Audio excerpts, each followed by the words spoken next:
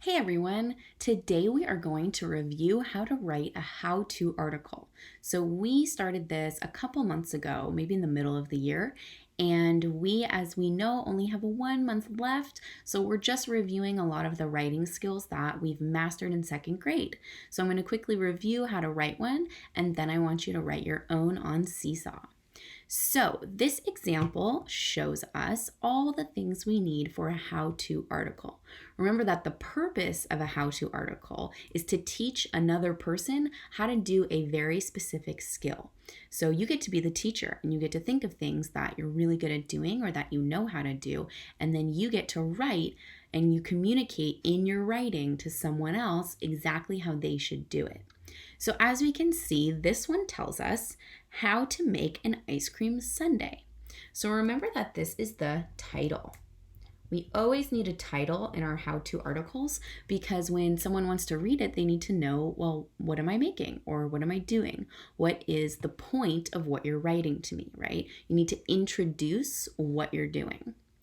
The second thing that we always have is this little description here. We don't just jump right in and say, step 1. We have a little bit of a description. Ice cream sundaes are fun to make and to eat. So remember, I think we talked about when you add in this little description, it's like one sentence. Writing and talking is a difficult task that I am trying to master, but I'm still working on it. So you add in that little description because it tells your reader why they should want to make it. Like, why should they be interested in mastering the skill or the process that you're teaching them about. So the description is just one sentence, maybe two.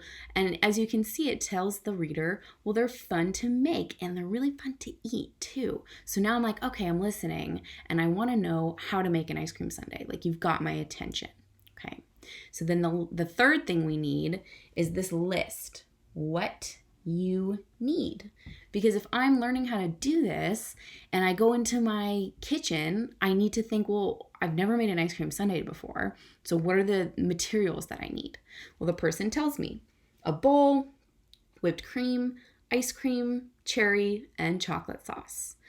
So those are all the ingredients that I need in order to follow this how-to article.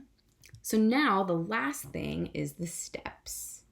So you need the title, the description, what you need, or ingredients or materials if it's a craft, and then lastly, the steps. Now in the steps, we number them, right?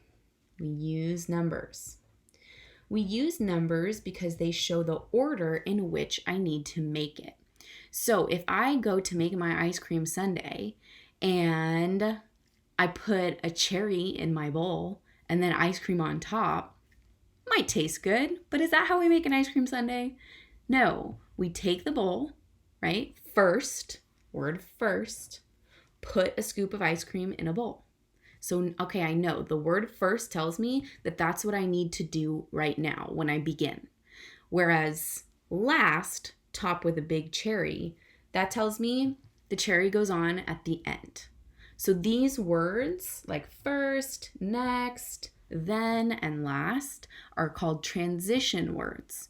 And we know that transition words tell us the order of events of something. They're very important in a how-to article because your person who is reading this needs to know which order to go in. So you get to tell them, first you do this, next you do this. Or you could say first, second, third, and fourth. But you have to have transition words. Otherwise, your person who's never made this might do it totally out of order. So make sure when you're doing this, you have those words. You can use a variety of them. You can use as many as you want, but they have to be in there. So then as you can see, step 2, it's also numbered, right? Use the numbers, step 2. Next, cover the ice cream with the chocolate sauce. I'm getting hungry.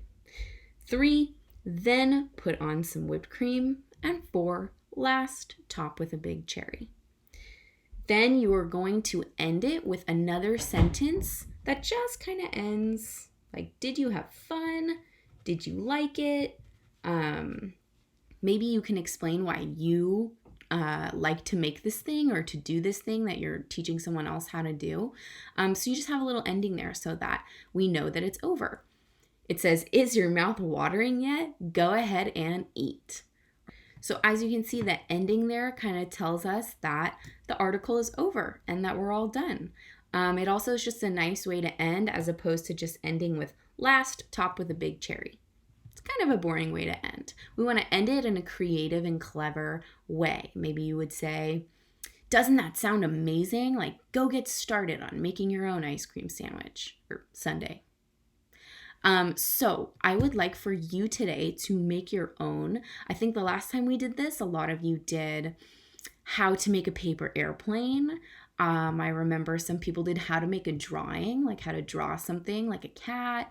Some of you did how to tie your shoes, which was really awesome. Some of you did how to make any food that you know how to make that's a little simple to make. So get creative. Think of something. Try to make it something that you didn't already write about. And if you can't remember, that's okay. But try to think of something that you know how to make or create or do, and I want you to write a how-to article about it. When you write your own how-to article, remember to use transition words to number your steps. Don't forget the ending and the description, and definitely don't forget the title and what you need. I can't wait to see what you guys come up with, and I will talk to you soon.